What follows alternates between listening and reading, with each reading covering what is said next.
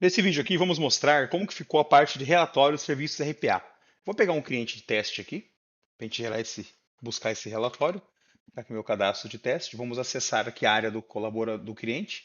Vim aqui na parte de obras, clicar em gestão de obras. Vim aqui em serviços RPA. Então aqui em OS, dentro dessa OS aqui de teste, vamos clicar em gerenciar, eu já tenho um serviço RPA aqui. Tá? Eu vou criar mais um para a gente ter dois serviços para ver a diferença. Eu vou vir aqui, vou escolher qualquer serviço aqui, vou falar que é para selecionar um colaborador RPA, colocar qualquer colaborador e vou colocar uma descrição aqui de teste. Eu vou colocar esse texto aqui mesmo, duas vezes ele, vou deixar aqui o valor de R$ 500 e vou adicionar esse serviço aqui RPA. Pronto, serviço incluído. Agora temos o serviço RPA aqui.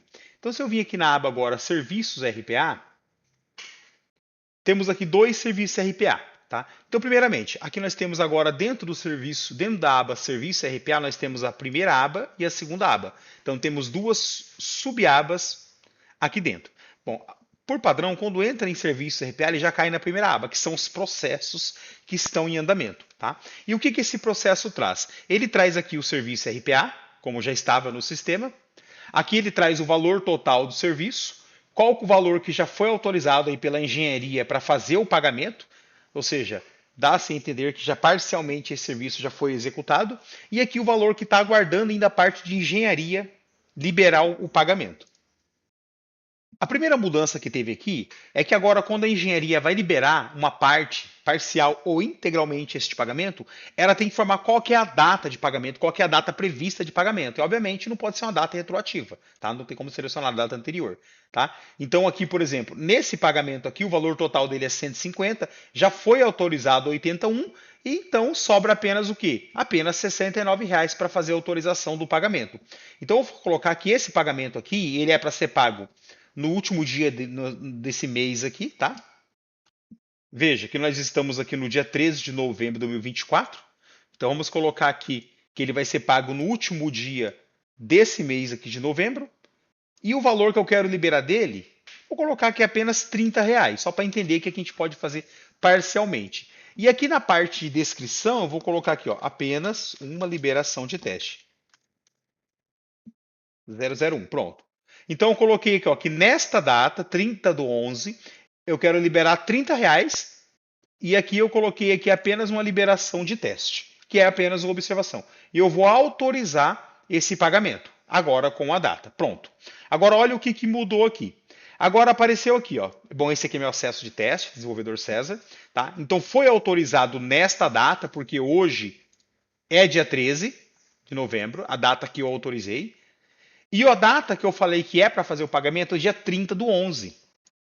O valor que eu liberei é R$ 30 e é pendente. Por que é pendente? Porque essa autorização ela vai lá para a folha de pagamento desse colaborador e lá a parte do departamento de pagamento, no departamento de RH lá, que faz o pagamento, quando ele pagar lá, isso aqui muda automaticamente para pago.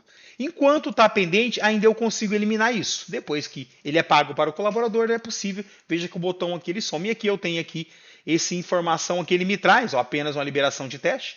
Ele traz qual foi a descrição que eu coloquei no momento, tá? E aqui ele me traz algumas alternativas, tá? A primeira alternativa que já tinha aqui é gerar deste serviço aqui, tá? Ó, veja só. Eu estou falando desse serviço aqui, ó. Tá? Então aqui nós temos esse serviço aqui. Eu consigo liberar, ver o comprovante de autorização. Tá? Então aqui tem os comprovantes do que já foi autorizado para fazer o pagamento. Eu consigo ver um relatório de autorização. Tá? Relatório de autorização, porque veja só, relatório de autorização do ID número 218. Por que 218? Porque este processo, isso aqui é importante entender certinho isso daqui, ó. Porque isso aqui é um processo. E o código dele é 218, tá? Então, se eu pegar aqui, se eu pegar isso aqui é um outro processo, certo? E o código dele, veja só, e o código dele é 219, certo?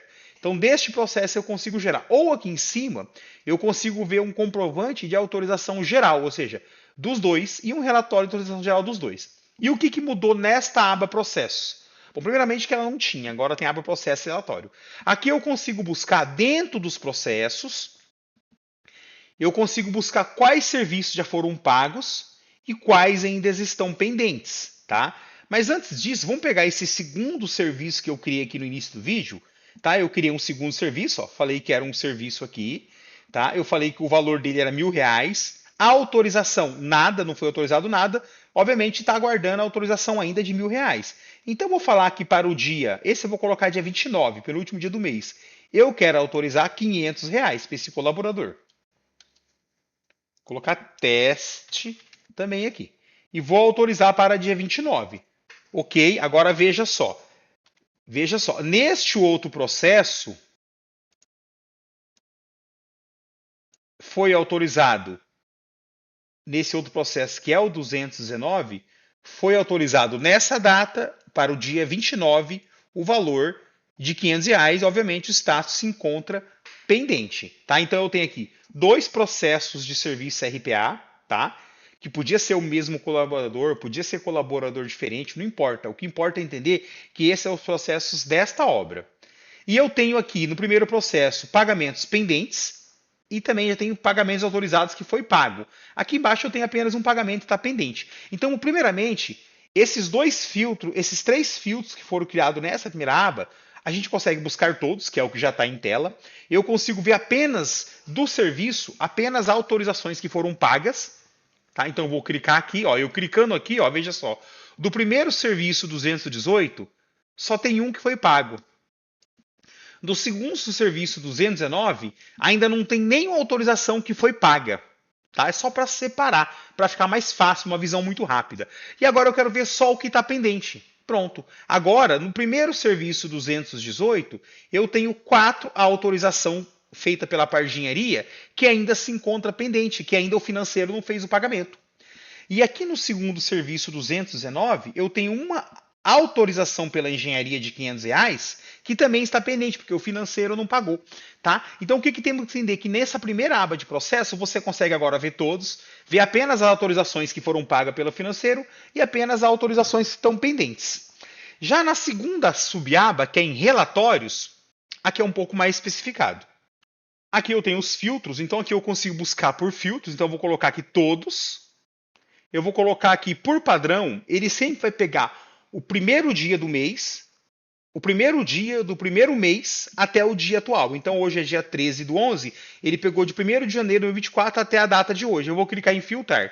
O que ele me traz aqui? Como eu deixei todos aqui no status, dentro desse período, né, para esse cliente, para esta obra em questão que eu estou, o que ele me trouxe aqui? Ele me trouxe aqui todos os pagamentos, os pendentes e os pagos. Então está aqui o serviço, o status, a data do pagamento, o valor, quem autorizou o pagamento e em que data foi autorizado o pagamento.